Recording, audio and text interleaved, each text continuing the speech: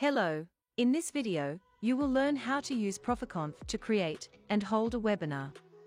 To begin with, you have to register on the Proficonf website, set up an event room, and invite viewers.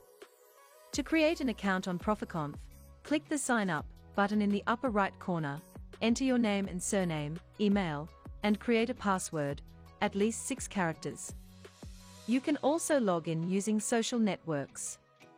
After registration, you will be redirected to the event page, where you can create your first webinar room. To create an instant event, click the Start button. Then, invite viewers by sending them a link by email invitation, or by sending them a link with any other convenient means. To schedule a room for your webinar, click the Schedule button. You will be redirected to a page with the form of creating the event. Enter the webinar name. Select and set the date and time of the event. Choose the role for participants, viewer. The viewer can chat, listen, and view the content of the webinar. Select the type of access, private or public. Enable automatic recording, so you don't have to think about enabling recording at the beginning of the webinar. Add a link for redirection after the end of the webinar. Notice that automatic recording and redirecting address are available in the premium plan. Click the button Create. The newly created webinar room will be displayed in the upcoming section on the events page. If you want to edit or delete a room, press the button in a form of 3 dots to the right of the name and select the appropriate item. Also here you can copy the link to the upcoming event and send it to viewers in any convenient way. To join the room, participants simply have to enter their names after clicking on the link. Let's go to the webinar room and get acquainted with its interface. On the left, you will see a list of participants, where the host can manage participants, block, remove, change roles, and restrict writing to the chat. You can also assign a moderator to help you hold the webinar. For example, if one of the participants behaves inappropriately, the host and moderator can remove him. Chat, in which the host and moderator can delete all messages, clear chat, or turn off the chat for all participants. The Share section, where you can share your screen, program window, or browser tab. Draw something on a whiteboard and show it to participants. Demonstrate videos from YouTube. Just write the title of the video, or insert a link and click Share. The video will be shown in sync with all participants. In the Files section, you can download, demonstrate, or share any materials. You can upload files before and during the webinar. At the top, in the middle of the virtual room, there are buttons to switch on the microphone and camera, as well as a button to exit the event room. The button to the left of them is the button for changing the privacy mode. This is an important recommendation for webinars to avoid unwanted guests from entering.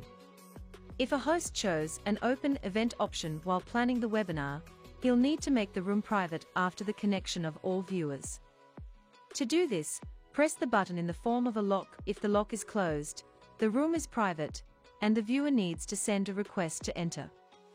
If you want to make the room open, press the button in the form of a lock once more. To invite participants, click the Invite Participants button.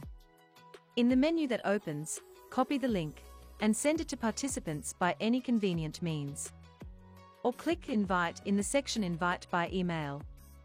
Enter your email addresses and add them to the list. Select Viewer role for the participants. Click the Invite button. On the right, there is a button to enable video recording, where you can enable or disable chat recording. Enable or disable user icons on the main screen. Enable recording only the host's video. To start recording, click Start Recording.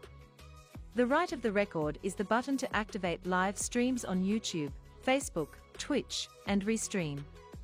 You can broadcast your webinar to any of these social networks and connect an unlimited number of viewers if necessary. Next, the Display Modes section. We recommend selecting the Active Speaker mode for your webinar.